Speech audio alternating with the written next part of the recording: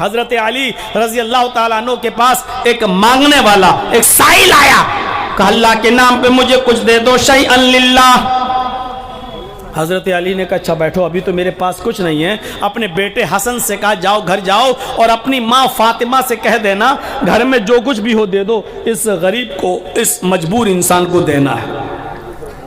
हजरत हसन घर पे गए, सुनिए, हजरत हसन घर पे गए, अम्मी से कहा फातिमा से, अम्मी अब्बू ने भेजा है घर में जो कुछ भी हो दे दो, जरूरतमंद को देना है। उन्होंने कहा ये 6 दिरहम है मेरे पास, इसके अलावा कुछ नहीं है, अगर ये मैं दे दूंगी तो शाम का खाना, कल का गुजर बसर कैसे होगा, यही 6 दिरहम घर पे। हजरत हसन आए और अब कहा अब्बू अम्मी ऐसा ऐसा बोल रही है, 6 दिरहम के अलावा कुछ नहीं है, अगर वो दे दूंगी तो शाम का गुजर बसर कैसे चलेगा और सुबह का, कल सुबह का क्या होगा। फरमाया अपनी माँ से कह देना वो 6 दिरहम दे दो। शौहर का हुक्म था, बेटा गया, माँ अब्बू कह रहे हैं वो 6 दिरहम दे दो, वो 6 दिरहम उठाकर दे दिए। जब बाप का हुक्म है तो दे दिया, जब शौहर ने कहा तो दे दिया। 6 दिरहम लेके आए और हजरत अली ने 6 दिरहम उस फकीर को, उस गरीब को दे दिया। लो जो था वो दे दिया।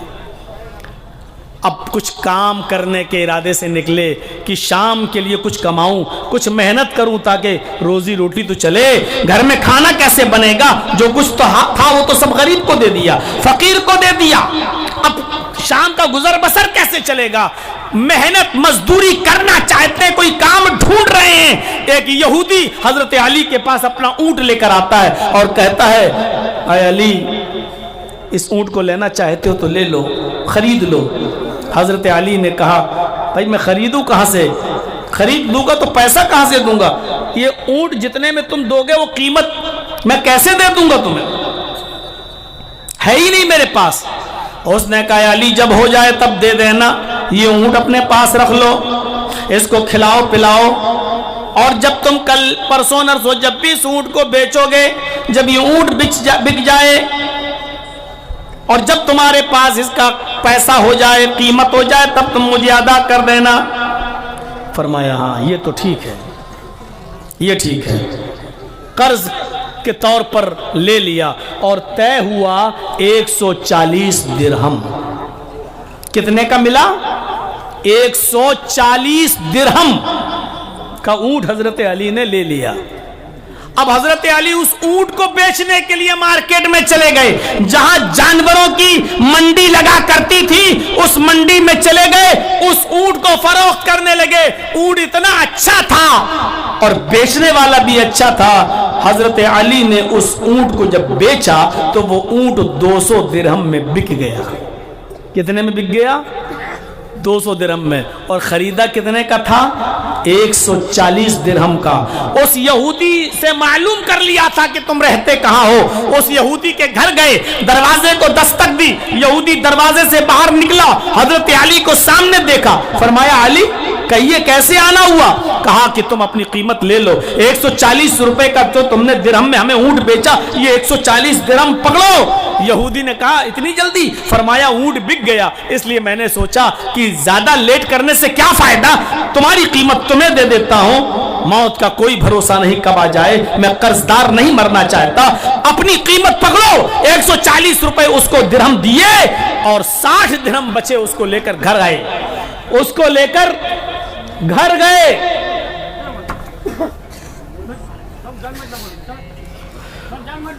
उसको लेकर घर पहुंचे, हजरत फातिमा के हाथ में 60 दिरहम दे दिए।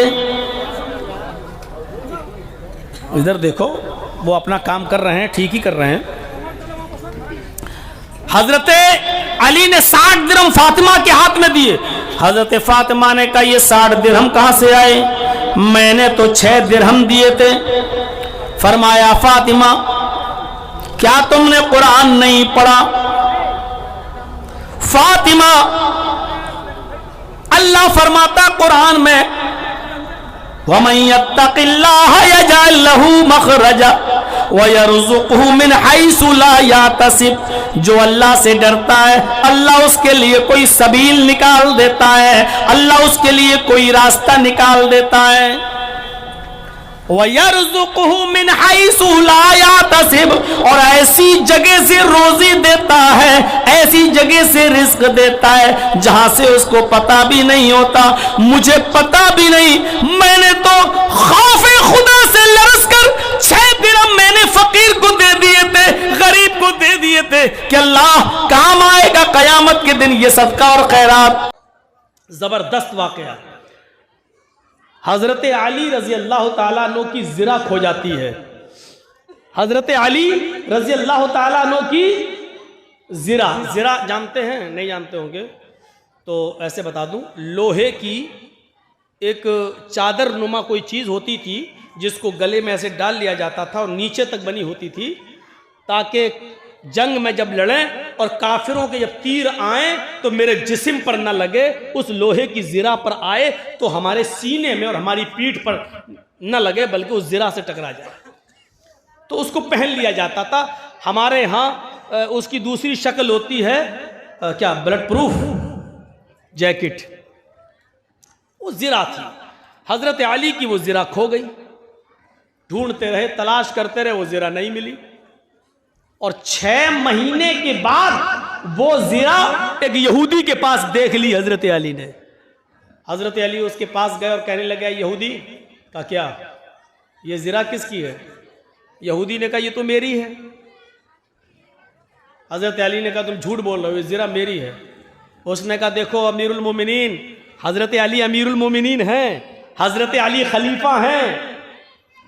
उसने क्या कहा, अमीरुल मोमिनीन आप गलत बोल रहे हैं। हजरत अली ने कहा, मैं गलत बोल रहा हूं? कहा, इस अच्छी और खूबसूरत जिरा को देखकर आपकी नीयत खराब हो रही है। हजरत अली ने कहा, मेरी नीयत खराब नहीं हो रही, ये जिरा मेरी है। ये बताओ कि तुम मुझे ईमानदारी के साथ, इंसानियत के साथ ये जिरा दे रहे हो या नहीं दे रहे हो, या फिर मैं तुम्हारे खिलाफ मुकदमा दायर कर दूं? ये क्या हो रहा भाई?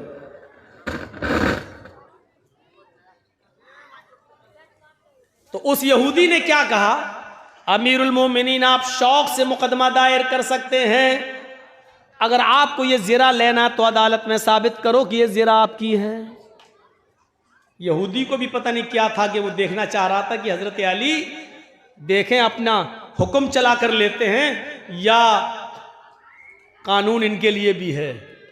इनकी किताब कुरान कहती है तो क्या वो खुद उस पर अमल भी करते हैं या नहीं करते हैं? हजरत अली ने मुकदमा दायर कर दिया कि मेरी जिरा खो गई है और वो जिरा मैंने एक यहूदी के पास 6 महीने के बाद देखी है, लिहाजा उस यहूदी से वो जिरा मुझे दिलवाई जाए। और ये फैक्ट है, ये हकीकत है कि वो जिरा अली की थी। अली कैसे झूठ बोलेंगे, उन्हीं की थी। ले ली, मुकदमा दायर हो गया। उस यहूदी के पास नोटिस पहुंच गया, उस यहूदी के पास नोटिस पहुंच गया, तुम्हें फला फला दिन कोर्ट में, अदालत में आना होगा। अदालत में लाया, यहूदी आया, हजरत अली बाहर खड़े, यहूदी भी बाहर खड़ा है। थोड़ी देर में आवाज आती है, काजी शुरैह ने अपने जो दरवाजे पर लगाते हैं आवाज देने के लिए, हजरत काजी शुरैह ने अपने आदमी से कहा, इन दोनों को बुलाओ। दरवाजे पर जो आदमी खड़ा था, जो सिपाही खड़ा था, वो आवाज लगाता है, अमीरुल मोमिनीन अली अंदर आए। काजी शुरैह टोकते हुए कहते हैं, आए सिपाही, आवाज ये लगाओ, अली कटघरे में आए, अमीरुल मोमिनीन का लफ्ज मत लगाओ, क्योंकि हजरत अली इस वक्त कोर्ट में आ रहे हैं और अदालत के अंदर ये ताजीमी जुमले नहीं कहे जाते हैं। इन जुमलों के कहने से कोर्ट के ऊपर फर्क पड़ता है। यहां मैं फैसला सुना रहा हूं, ये नहीं देख रहा हूं कि अली कौन है, खलीफा है, क्या है, मुझे इससे कोई मतलब नहीं है। यहां इंसाफ के लिए आए हैं, यहां इंसाफ होगा, लिहाजा अली के साथ अमीरुल मोमिनीन का लफ्ज नहीं लगाया जाए। आए अली, अंदर आइए। अंदर आए, चलिए वो कटघरा है वहां खड़े हो जाइए। अमीरुल मोमिनीन, अमीरुल मोमिनीन कहां खड़े हैं? कटघरे में। उस यहूदी से कहा तुम भी आओ। यहूदी को दूसरे कटघरे में। फैसला उसी दिन, आजकल की तरह नहीं। सालों गुजर जाते हैं, 12-12, 15-15 साल, लेकिन वही मामला वही अटका वही लटका। हाँ बोलिए, अय अली, मुकदमा आपने दायर किया है इस यहूदी के खिलाफ, प्रॉब्लम बताओ। प्रॉब्लम सुनिए। अब हजरत अली प्रॉब्लम बता रहे हैं। काजी साहब, और काजी किसने बनाया? अली ने। काजी किसने बनाया? जज अली ने। लेकिन वो जज, वो काजी खुद कह रहा है अय अली बताओ। अमीरुल मोमिनीन भी नहीं कह रहा है अय अली बताओ प्रॉब्लम। कहा कि मेरी एक जिरा खो गई थी 6 महीने पहले। मैं ढूंढ रहा, तलाश करता रहा, लेकिन जिरा नहीं मिली। वो जिरा इस यहूदी के पास मैंने देखी। जब मैंने मांगा तो ये कहने लगा कि ये जिरा मेरी है। मैं अदालत से दरखास्त करता हूं काजी साहब कि मुझे मेरी जिरा दिलवाई जाए। उस यहूदी से पूछा काजी शुरैह ने, जिरा कहां है? कहा मेरे पास। कहा दिखाओ। दिखा दी। कहा कि अली कहते हैं कि ये जिरा मेरी है, तुम क्या कहना चाहते हो? उसने उसी कटघरे में खड़े होकर हजरत अली को गुस्सा दिलाने की कोशिश की। और क्या कहा? काजी साहब, हजरत अली झूठ बोल रहे हैं। इतनी खूबसूरत और अच्छी जिरा पर इनकी नीयत खराब हो रही है। ये जिरा तो मेरी है, मैं इसको कई महीनों से अपने पास रखा हुआ हूं। अली का दावा गलत है, ये जिरा तो मेरी है। अब मामला फंस गया। काजी क्या करे बेचारा? वो कह रहा मेरी है, हजरत अली कह रहे हैं मेरी है। तो अब कुरान और हदीस की रोशनी में फैसला देखिए कैसे होगा। बड़ा प्यारा फैसला। काजी ने अली से कहा, शुरैह साहब ने, अय अली, अगर तुम ये कहते हो कि ये जिरा मेरी है, चूंकि अभी तो यहूदी के पास है और यहूदी उसका मालिक है, अगर तुम ये कहते हो कि ये जिरा मेरी है तो तुम्हें साबित करना होगा। और साबित करने के लिए तुम्हें गवाह पेश करना होंगे।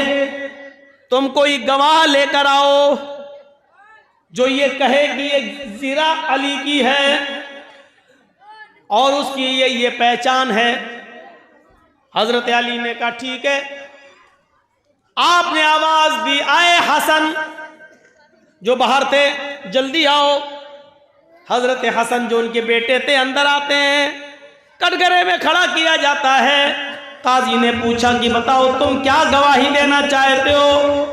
हजरत हसन गवाही देते हैं कि मैं गवाही देता हूं काजी साहब, ये जिरा मेरे बाप की, हजरत अली की, अमीरुल मोमिनीन की ये जिरा है जो 6 महीने पहले मेरे घर के बाहर दरवाजे पर रखकर मेरे वालिद मोहतरम अंदर चले गए नाश्ता करने के लिए, पानी पीने के लिए। जब वहां से बाहर निकलते हैं तो देखते हैं कि जिरा गायब है। 6 महीने तक वो जिरा गायब रही। 6 महीने के बाद यहूदी के हाथ में देखी गई ये जिरा की मैं गवाही देता हूं कि ये जिरा मेरे बाप की है, मेरे अब्बू की है, लिहाजा ये यहूदी से लेकर मेरे बाप को दी जाए।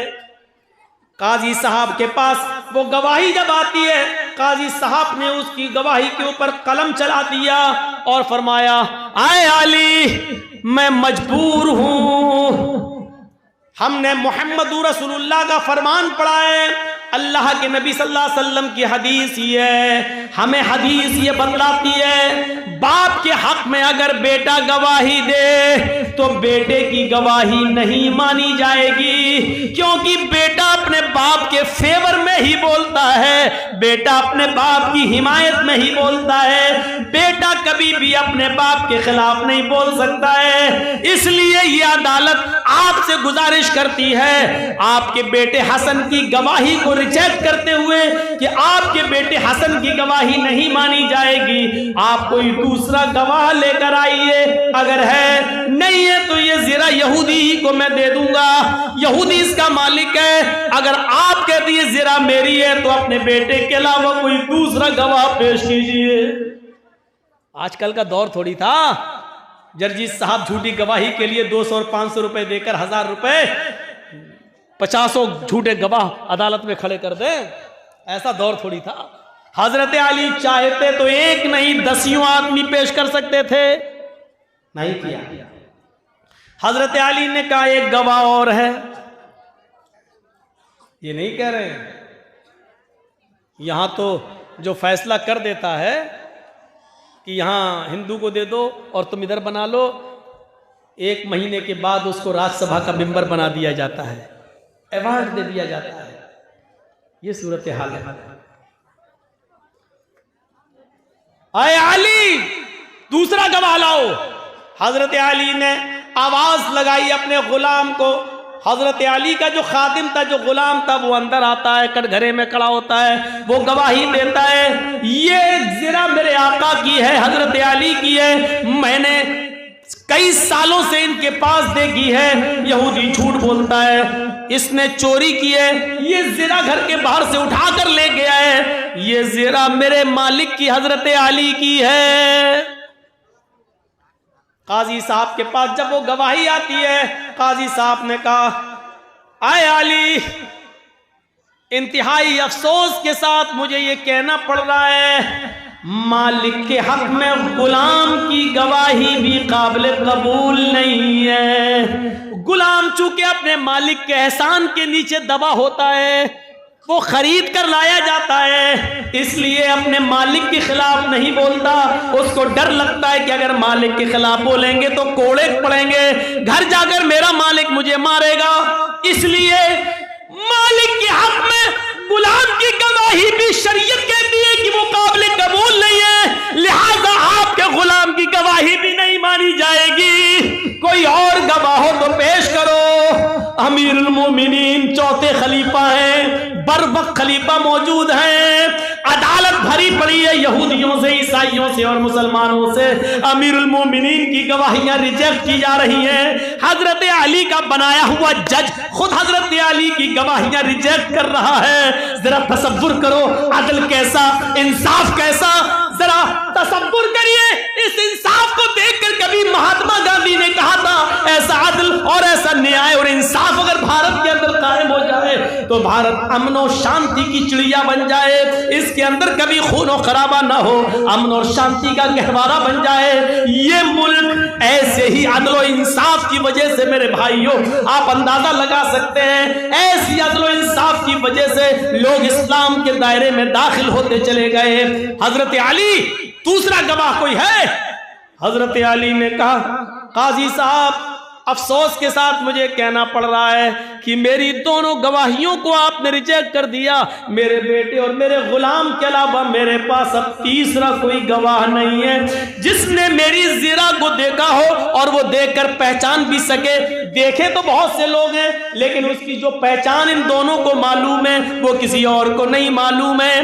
देखी होगी लेकिन वो ये नहीं कह सकता कि अली ही की है या किसी और की, मैं कैसे जानूं? मेरे पास और कोई तीसरा गवाह नहीं है। जानते हो अब अदालत क्या फैसला सुनाती है? भरी अदालत में अमीरुल मोमिनीन के खिलाफ फैसला सुनाया जा रहा है। काजी शुरह कहते हैं आए यहूदी, इस ज़रा के मालिक तुम हो क्योंकि ये ज़रा तुम्हारी है, तुम्हारे पास है और तुम अपने पास इसको रखते हो। हजरत अली इस ज़रा को अपनी बता रहे थे, लेकिन अली इस ज़रा को अपनी बताने के लिए दो गवाह नहीं पेश कर सके हैं, लिहाजा इस ज़रा को तुम्हें दिया जा रहा है। इस ज़रा के मालिक तुम हो, जाओ आज के बाद ये ज़रा तुमसे हजरत अली नहीं मांग सकते। यहूदी उस ज़रा को उठाता है और दिखाता है और कहता है जज साहब, काजी साहब, आपने अपना फैसला सुना दिया है।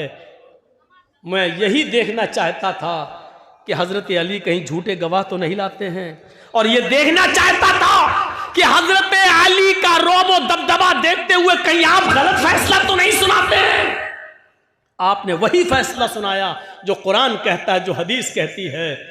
लेकिन अब आप भी एक बात सुन लीजिए, आपने जो फैसला सुना दिया, अब इस जिरा का मालिक मैं हूं, लेकिन अब मेरा फैसला सुन लीजिए। हजरत अली बिल्कुल सच्चे हैं। ये जिरा दरवाजे के बाहर रखी थी और मैंने 6 महीना पहले ये जिरा उठाई थी और मैं लेके चला आया था, और जानबूझकर 6 महीने के बाद मैं ये जिरा अली के सामने से लेकर गुजरा। देखें अली पहचानते हैं या नहीं पहचानते, और पहचानते हैं तो जबरदस्ती तो नहीं छीनते, और मुकदमा दायर करते हैं तो देखता हूं फैसला क्या होता है। ये सब मैं आजमाने के लिए कर रहा था। आजमाइश में अली भी कामयाब, इस आजमाइश और इम्तिहान में अदालत भी कामयाब। लिहाजा इस कामयाब अदालत का फैसला और अली की ईमानदारी को देखते हुए अब मेरा फैसला यह है कि ये जिरा अली को दे रहा हूं, और जिसने आपको और अली को यह फैसला करने पर और फैसला मानने पर मजबूर किया है, उस मजहब से मैं भी अपना रिश्ता जोड़ रहा हूं। अशहदु अल्ला इलाहा इल्लल्लाह व अशहदु अन्ना मुहम्मदन अब्दुहु व रसूलुहु। ये कलमा पढ़कर वो यहूदी इस्लाम की आगोश में और इस्लाम की गोद में आ जाता है। मेरे भाइयों, ये अदल हुआ करते थे। वला यजरिमन्नकुम शनानु कौमिन अला अल्ला तादिलु। किसी कौम की दुश्मनी तुम्हें गलत फैसला करने पर मजबूर ना कर दे। अरे हम और आप हिंदू और मुसलमान के दरमियान क्या सच्चा फैसला करेंगे? अगर पंचायत गांव में ही हो जाए तो उधर भी हम कोई ना कोई तरीका ऐसा अपनाते हैं कि हमारी बात हमारे रिश्तेदार के फेवर में चली जाए, हमारे करीब के फेवर में चले जाए। ये हमारे इंसाफ का तकाजा है। अरे अल्लाह तो ये कहता है कि गैर मुस्लिम कोई दूसरे धर्म का मानने वाला जो तुम्हारा दुश्मन है, लेकिन अगर आपसे फैसला करवाया जाए तो उस वक्त अपनी दुश्मनी भूल जाना, और जो अदल हो, जो इंसाफ हो, वही फैसला करे। ये वाकया तो मैं ही सुना चुका हूं कई बार। ये वाला जो अब सुनाने जा रहा हूं, मिस्र के अंदर मिस्र के गवर्नर थे अमर इब्ने आस, और अमर इब्ने आस का बेटा घोड़े पर बैठा हुआ था और कहने लगा, है कोई जो घोड़ा मुझसे भी ज्यादा तेज रफ्तार चला सके, मुझसे अच्छा कोई घोड़ा दौड़ा सके? एक छोटा सा 12, 13, 14 साल का एक यहूदी का बच्चा उठता है और कहता है कि हाँ, आओ दौड़ लगाते हैं, देखते हैं कौन अच्छा घोड़ा दौड़ाता है, कौन आगे निकलता है। हजरत अमर इब्ने आस, जिनको गवर्नर बनाया था हजरत उमर फारूक ने, उनका बेटा कहता, आओ दौड़ लगा लो। दोनों ने घोड़े को दौड़ाया। अमर इब्ने आस का बेटा भी घोड़ा दौड़ाता है, अमर इब्ने आस का बेटा भी घोड़ा दौड़ाता है, वो यहूदी का 12, 13 साल का बच्चा भी घोड़ा दौड़ाता है। घोड़ा दौड़ाने में यहूदी का बच्चा माहिर निकलता है, एक्सपर्ट निकलता है, और वो किसी भी तरीके से अमर इब्ने आस के बच्चे को पछाड़ देता है और आगे निकल जाता है यहूदी का बच्चा, और आकर कहता है कि लो मैं जीत गया, मैंने अच्छा घोड़ा दौड़ाया।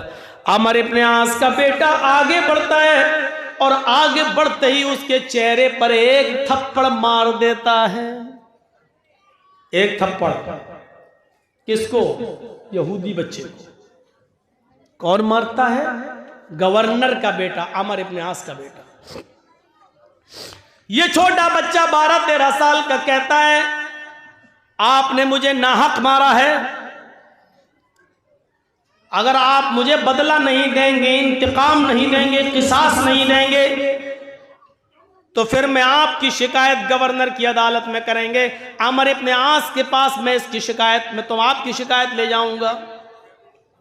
अमर इब्ने आस का बेटा मुस्कुराते हुए कहता है, जा चल, मेरा कोई कुछ नहीं कर सकता। बिल्कुल वही अंदाज लग रहा है ना जैसे लखीमपुर खीरी में मंत्री का बेटा गाड़ी चढ़ा रहा है और पुलिस पकड़ के ले जा रही है, तो मंत्री का इस्तीफा ही नहीं लिया जा रहा है, ना दिया जा रहा है। मंत्री के बेटे का कुछ हो ही नहीं सकता है भैया, बाप गिरहा राजमंत्री है। और देख लीजिए आजम खां 2 साल से जेल में पड़े हुए हैं। 8-8 किसानों की कि बॉडी पर गाड़ियां चलाने वाला 3 महीने में 4 महीने में जेल से बाहर निकल आता है, और ये सारे काम उस धर्म के लोग कर रहे हैं जो राम को सबसे ज्यादा मानते हैं और कहते हैं हम राम राज लाएंगे। जरा मुझे हिंदी में समझाओ कि यही राम राज था? अगर ये राम राज था तो अगर राम ने किया हो कि एक आदमी को 2 साल से सजा ना दो और 8-8 किसानों के हत्यारे को 4 महीने में बेल मिल जाए, तो ऐसे धर्म को अगर राम राज से जोड़ोगे और राम से जोड़ोगे तो कौन इस धर्म की तरफ आएगा? सब भागेंगे, दूर हो जाएंगे। मुसलमानों से भी तो बहुत से लोग दूर हो रहे हैं। हमारा मजहब सबसे अच्छा, मैंने मौजमपुर में भी सुनाया, मैंने महलदार पाड़ा में भी सुनाया। आज हमारी हालत ये, लोग हमसे दूर भाग रहे हैं, बिल्कुल उस तरह। कौन जिम्मेदार है? जैसे एक आदमी डॉक्टर के पास गया, कहता मेरे दाढ़ में दर्द होता है, देख लो। डॉक्टर ने कहा ला, अरे ये तो सड़ गया तुम्हारा दांत, अंदर से सड़ गया, इसको तो निकाला जाएगा। उसने कहा कि फीस कितनी लोगे? उसने कहा 200 रुपए। ज्यादा है। अरे 5 दिन की दवा भी तो देंगे तुमको, मरहम दवा लगाने की और कुल्ला करने की, गरारा करने की, सब दवा देंगे, 200 रुपए लगेंगे। उसने कहा ठीक है कर दो, चलो। बैठा, जंबूर लिया, पिलास उसके दांत को उखाड़ने लगा। अब वो चिल्लाया, मर गया। डॉक्टर ने उखाड़ ही दिया, दवा लगाई, 5 दिन की दवा दी, पर्दा हटा के देखा, उससे कहे 600 रुपए दो। कहा 600? 200 में बात हुई थी। कहा बात तो 200 में हुई थी, लेकिन तू इतनी तेज चिल्लाया कि मेरे 2 मरीज जो बाहर बैठे थे वो भाग गए। उन दोनों की फीस भी हम तुझसे लेंगे, तेरी वजह से भागे। उन दोनों की फीस भी तू देगा। यही हाल आज हमारा है। हमें होना ऐसा चाहिए कि लोग हमें देखकर इस्लाम ले आए, लेकिन हम हैं ऐसे कि हमें देखकर जो थोड़ा बहुत आना भी चाहता वो भी भाग जाता है। ये मुसलमान है, उससे तो अच्छे हम ही हैं, ठीक है। तो जो भाग रहे हैं उनका गुनाह भी तुम्हारे सर पे लादा जाएगा, हमारे सर पे लादा जाएगा। ये कंडीशन है आज हमारी। अदल और इंसाफ नाम की कोई चीज अब अपनों में बाकी नहीं रही। एक लड़का एक लड़की दोनों मोबाइल पे लगे, बातें कर रहे हैं, प्यार हुआ, लेके भाग गया लड़का। 8-10 दिन गायब रहा। लड़की का बाप रो रो क्या, पंचायत बैठी लड़की का। अब लड़की का बाप चीख चीख के कह रहा मेरी लड़की कब का मुंह दिखाने के लायक नहीं रही। अब पंचायत वहां फैसला क्या करती है? अच्छा आ गया लड़का, लड़के हाँ, क्यों लेके गया? चल अब इससे शादी कर। अब वो शादी करने के लिए तैयार नहीं, ना हम शादी नहीं करेंगे। तो शादी नहीं करेगा तो 5 लाख रुपया लड़के वाला लड़की के बाप को दे। क्या फैसला है गांव के सरदारों, सरपंचों, क्या फैसला है तुम्हारा? इस फैसले को तो अल्लाह देखते ही कह देगा जाओ इस सरदार को जन्नत में दाखिल कर दो। ऐसा फैसला 5 लाख रुपया, 4 लाख रुपया, 3 लाख रुपया, 2 लाख रुपया लड़का क्यों दे? साहब लड़का लेके भागा। हाँ तेरी लड़की भागी कैसे? लड़के का कसूर था, लड़की का कसूर नहीं था। इल्जाम सिर्फ लड़के को कैसे दे रहे हो? कुरान तो कहता है वक़र्न फ़ी बुयूतिकुन्ना, औरतों को, लड़कियों को हुक्म देता अपने घरों में लाजिम पकड़े रहो, घरों से बाहर ना निकलो बिला जरूरत। तुम्हारी लड़की कैसे निकली? लड़का भगाया, आपकी लड़की भी भागी। साहब मेरे लड़के ने लड़की के साथ 8-10 दिन रहकर गलत काम किया, जबरदस्ती तो नहीं की है ना?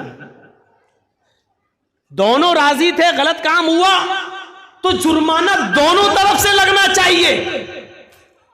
फैसला यह होना चाहिए लेकिन बड़ा अजीब फैसला, जुर्माना लड़का दे, लड़के का बाप दे लड़की के बाप को। वाह साहब, गलती दोनों करें, सजा सिर्फ एक को दी जाए। ये हमारा अदल है, हमारा इंसाफ है। हम अपने बिरादरी में अदल नहीं कर पाते हैं, हिंदू और मुसलमान, सिख और ईसाई के दरमियान हम अदल क्या करेंगे और इंसाफ क्या करेंगे।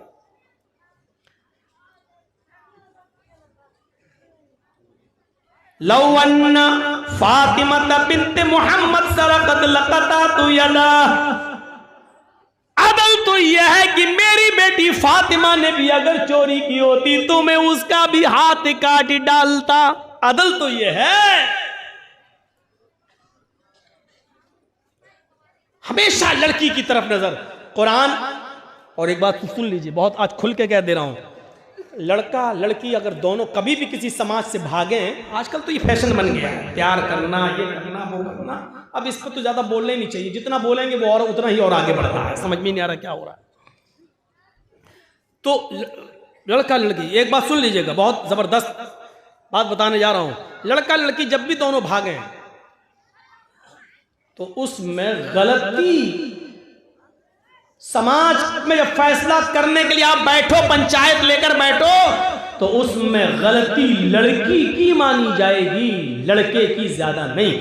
लड़के की मानी जाएगी लेकिन लड़के से ज्यादा लड़की की गलती मानी जाएगी, क्योंकि कुरान इस बात का फैसला कर रहा है। कुरान ने कहा है, कुरान ने अज़्ज़ानियतु वज़्ज़ानी फजलिदू कुल्ला वाहिदतिन मिनहुमा मियता जल्दा। कुरान ने जिना जैसी जुर्म के लिए पहले औरत का, लड़की का लफ्ज इस्तेमाल किया है, बाद में लड़के का। जिना करने वाली लड़की और जिना करने वाला लड़का, जिनाकार मर्द और जिनाकार औरत और जिनाकार मर्द। देखिए पहले औरत का नाम अज़्ज़ानियतु वज़्ज़ानी, ज़ानिया औरत और ज़ानी मर्द, ज़ानिया लड़की और ज़ानिया लड़का। फजलिदू कुल्ला वाहिदतिन मिनहुमा मियता जल्दा, सजा देना है तो दोनों को, इन दोनों में से हर एक को 200 कोड़े मारो उनकी बॉडी पर, उनके जिस्म पर। लड़का है तो उसके जिस्म से कुर्ता भी उतारा जाएगा, सिर्फ लुंगी पहनाई जाएगी, हाथ पीछे से बांध दिए जाएंगे। समाज के अंदर चौराहे पर लाकर खड़ा करके इस जिनाकार लड़के को सबकी आंखों के सामने 100 कोड़े लगाए जाएंगे, 100 कोड़े मारे जाएंगे। लड़की है तो उसके चेहरे से, उसके जिस्म से कमीज नहीं उतारी जाएगी, उसके जिस्म पर कपड़ा रहेगा, ओढ़े हुए रहेगी, और उसी जिस्म पर, कपड़े पहने हुए जिस्म पर कोड़े मारे जाएंगे, ताकि उसकी जिस्म की बेहुरमती ना हो, उसका जिस्म नुमाया ना हो। लेकिन 100 कोड़े इस लड़की के जिस्म पर भी मारे जाएंगे, बशर्ते ये कि दोनों कुंवारे हो, दोनों में से किसी की शादी ना हुई हो। हाँ, अगर लड़का शादीशुदा है, लड़की कुंवारी, तो लड़की को 100 कोड़े मारे जाएंगे। लड़का कुंवारा शादीशुदा है तो उसको 100 कोड़े नहीं, बल्कि दौड़ा दौड़ा कर मैदान में पत्थरों से हलाक कर दिया जाएगा, मार डाला जाएगा। उसकी उस वक्त तक पत्थर बरसाए जाएंगे जब तक कि उसकी रूह उसकी कब्र से, उनसुरी से परवाज नहीं कर जाती है। लड़का कुंवारा है, लड़की शादीशुदा है, तो लड़के को 100 कोड़े मारे जाएंगे और लड़की को दौड़ा दौड़ा कर नहीं, क्योंकि शादी उसको सीने के बराबर जमीन में गाड़ कर उसके ऊपर, उसके सर पे पत्थरों की बारिश की जाएगी और उस वक्त तक मारा जाएगा जब तक कि उसकी रूह न निकल जाए। ये मामूली जुर्म नहीं है। मोबाइलों पर बातें करना ये मामूली जुर्म नहीं है। लड़कों से घंटों घंटों लगे रहना, लड़कियों से लगे रहना ये मामूली जुर्म नहीं है जो जिना का दरवाजा खोलता है। इस जिना के दरवाजे के खुलने के बाद तसव्वुर करो कि इंसान किस गुनाह में पड़ जाता है जिसकी सजा इतनी खतरनाक हो कि सुनते ही रूह कांप जाती है। आज के इस मौजूदा दौर में इस सजा को जो लोग रूढ़िवादी सजा कहते थे, लेकिन जब निर्भया का केस हुआ, जब बलात्कार के केस बढ़ते हैं, तो फिर राज ठाकुरे जैसा